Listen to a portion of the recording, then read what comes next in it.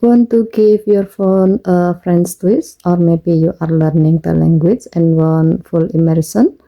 As a note, changing your phone's language affects menus, system app, and Samsung on features, making it feel like you have just put your phone in French.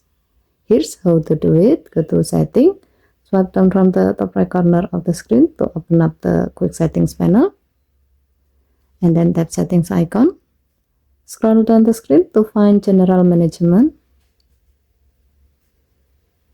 Tap general management, then tap language. Choose Français from the list.